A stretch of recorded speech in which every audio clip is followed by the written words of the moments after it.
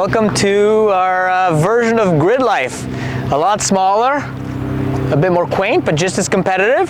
So we're back out here in the WRX, and the WRX finally, all that work of putting in the STI transmission, the STI brakes, all of that finally has paid off in the last session on this track at Mission Raceway of the year, and we got a 15.5 out of it, which is the fastest this car's ever gone. It's quick. It's quick for a Subaru, certainly on this track, but there's a couple of cars that are quicker, and actually specifically one.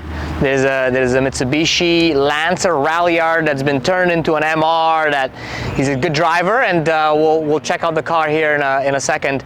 But he's running a 14.4, and we're still a second off that time, so there's still a bit of work to do. I'm not sure if the car's has it in it today, but we're getting there.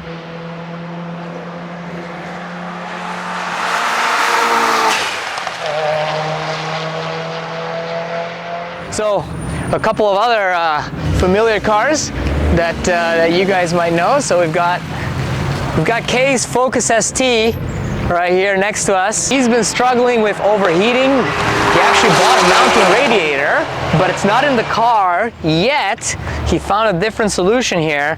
So for all you Ford owners, just removing this shroud in here has allowed enough air to escape from the engine bay to prevent overheating. He was getting about 2 laps in, now he's getting about 3 comfortable laps of no overheating. So it's such a struggle to get these cars to not overheat, whether it's an ST, Fiesta, Focus, or even the RS. That there's a few solutions that are emerging, and sometimes less is more. So in this case, it worked out, and we have also Dave's RS, which we tuned, and it's a built motor car, and he was just overheating, and he found the solution to that. And here's the solution. So first of all, this is a very lightweight RS hood. You can see that it's been cut out to allow air to escape. That's helped.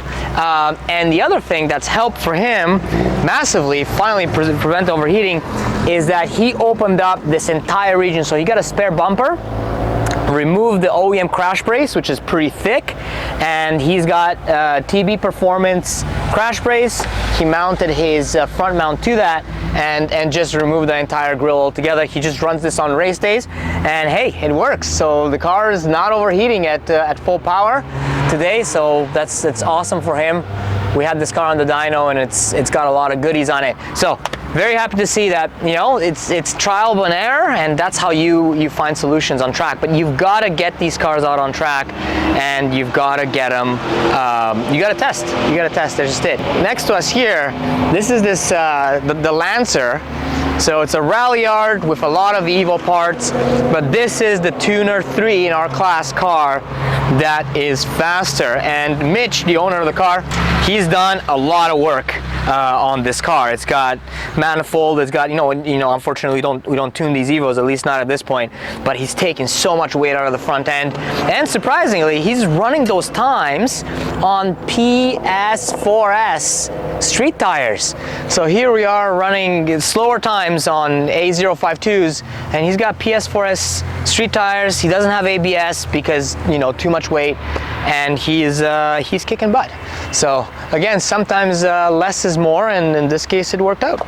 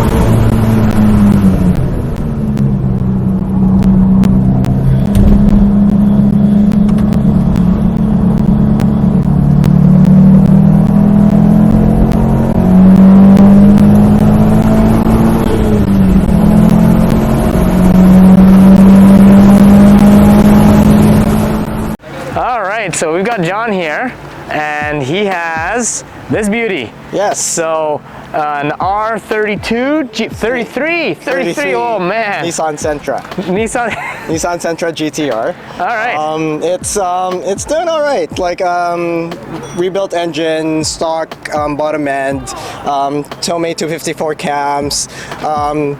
Stock twin turbos rebuilt by Spectrum Motorsports with steel internals and whatnot, so it's actually a little bit more responsive. I don't know how much power it's making because I road tuned it myself. You need to bring it to our dyno, John. Yes, I do need to bring it to your dyno to figure that out.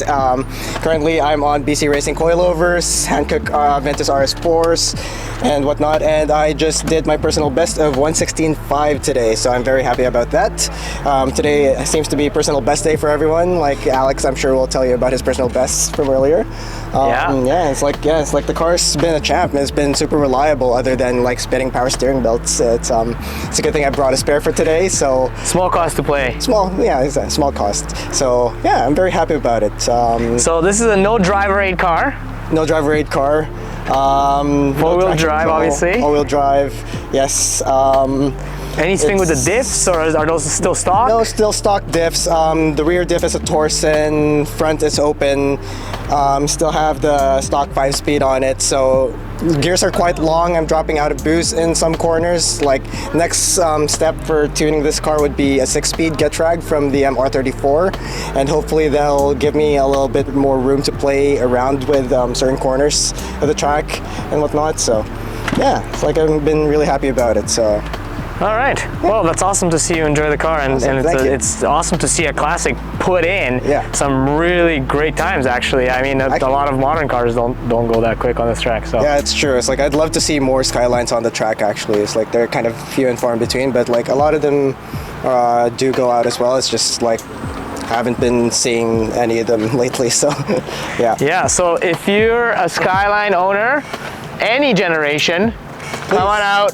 Join us and see if you can beat John's time. It's not easy, I can tell you, with no driver aids and just him and the machine. He's definitely doing a great job. It's a lot of fun. It's a lot of fun, and like there's still room to grow, I think, with even stickier tires or maybe even just wider tires and better brake pads. I think I can get it into the 115s, but like maybe even like a little bit more driver mod. But yeah, we'll see what happens. All right, John. Yeah, awesome. Thanks for being part of our interview here. So yes, thanks for talking to me. Our local Grildlife, right? Sure. Yeah, exactly. So I'd love for Grildlife to come here, but like we'll take what we can get, right? So. All right. Awesome. Thanks, John. All right. Thanks, Alex. Why don't you tell us a little bit about your Ralliart? It's a Ralliart, right? It is. It's a wannabe Mitsubishi Evo, but the wife said no. I had to buy another one and go to the track with it. Hers is back there. And, Oh yeah, this is a his and hers situation here. No, it's I mean, it's completely stock, officer.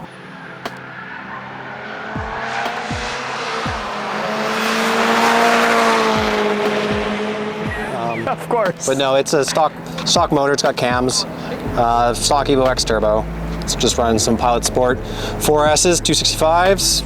Got bigger brakes, no ABS because the Evo stuff doesn't transfer over properly. So that's still a work in progress, and I've taken a bunch of weight out of it. And you got Evo brakes on here? Yeah, it's the Evo calipers. They bolt right up if you change the knuckles. It runs into an issue because the stock front hubs are 48 poles on an Evo and 36 on a Ralliart. Yeah. So I've swapped the ABS module, and there's something wrong with the firmware, and they just don't communicate. So ABS just doesn't work. But the Speedo works now, so. That's good. Now, what about the transmission? Stock. So all it's got is a TCU unlock on it and an extra 10% on the clutch backs. And stock diffs? It's got a 12-plate rear, and then it's got a wave track in the front for the center differential. I have a ACD Pro controller for it, just haven't wired it in yet.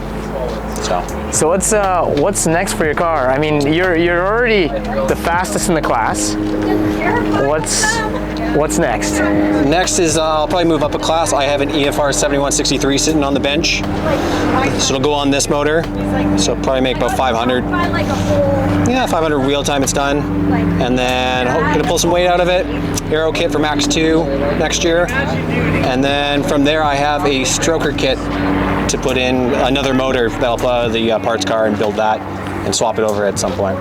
So what's your lap time right now? You're firmly into the 114s. Yeah, low 114s. Theoretical's in at 13, but just gotta make it happen. So my goal next year is I have a bet with Ivan. So I gotta get a sub 110. So. And just so you guys know, though, Ivan's on the 110s. He's on the 110s, and he's driving a $300,000 car. He's driving a 911.2 GT3. Yeah, so she's quick. You know what else? He's quick, so. 110's a Supra. Last time I checked, it says BMW on the engine cover, bud. Well, awesome. Thanks for showcasing this build, Mitch. I know you've got a lot of hours, and it shows in terms of lap time. So yeah, it's got some more development to do. I gotta stop working on that one. I just gotta thank the wife for being so supportive and letting me do my hobbies. All right. Well, thank you, and looking forward to seeing you on track in more years. I'll see you out there next heat.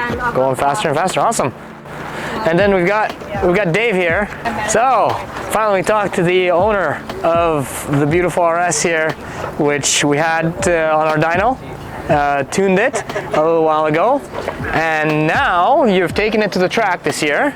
Yes, and it's become even more expensive. It's always the case. So tell us a little bit about the build and what kind of challenges and how you overcome some of the challenges of bringing this car on track. I know a lot of people with the RSs, ourselves included, run into overheating issues, run into like front end kind of heaviness issues, RDU temp issues. So I've pretty much done every single thing that is left to do to this car. From internals, I still stock a turbo on there. It's also my daily driver too, so I wanted to keep the turbo lag out of it. And I think it's around 400 horse to the wheels and 500 torque, and it makes that at 2,800 RPM, which is great for a daily driver. Obviously tuned by Alex here, which is great. Water meth injection, all the suspension done to it. The big issue I had when I got onto the track here was first day out my oil temps were getting high. So I put an oil cooler in, which ended up blocking the radiator, and then my coolant temps went up. So Mitch, who you just saw with the Ralliart next to me, built me this beautiful hood, and then it still didn't help enough. So we found hand built, by the way, guys. This is not anything off the shelf here. So. And it still wasn't enough, so we found, luckily on Facebook Marketplace, someone had a black RS bumper just kicking around, which chances of that are pretty slim, so hacked it apart on the weekend, and I seem to have resolved my cooling issues. And that's a big one to resolve on these Ford cars. They have a head fold, which means that the cooling system has to do the duty of cooling the exhaust gases enough not to melt the aluminum head, as well as just cooling the motor on its own. So, but it's awesome to see you develop this car into something that is definitely capable on track. Yep. And I think that this is what Ford intended for the RS. There's some shortcomings, as there always are, but you've addressed a whole bunch of them, and I think you're still keen and eager to address them further. Yep, absolutely. I don't know if my wife's as keen as me spending any more money on it, but we'll see. It's an awesome looking RS, and it's performing very well. I know that today you got into the 116s with it, so I'm looking forward to seeing it go even faster. Unfortunately, during practice. Unfortunately. Now it's hotter, and yes, that means slower. Exactly. Awesome. Thanks Dave, and we will catch you next time. Thanks. And just like that, another summer of Time Attack has gone by. It's been a challenging season overall, and part of that has been some teething issues with our WRX build, which definitely took a step forward this year. We swapped out the transmission for an STI transmission. We swapped out the rear differential again for a plated differential, which has been a great help on track. We put the STI brakes on there, which made braking fairly amazing for this car, and we've proved that the FA20 is not only a reliable but a potent engine on track. And I've really enjoyed driving this car throughout the season. It has remained reliable, and I'm very happy to see that. So now looking forward to next year. I'm not sure if we're going to be fielding the same car. I do have some upgrades for it that I'll certainly be sharing with you guys, but I'm not sure if we're going to be doing this car or just going to build a new car. In any case, I hope you enjoyed our series, and we will continue with our series and our videos and our tech tech videos. So make sure you subscribe and follow us along. And I hope that at the end of the day, all of you guys are enjoying your times, your adventures on track and otherwise. So cheers, and until next time.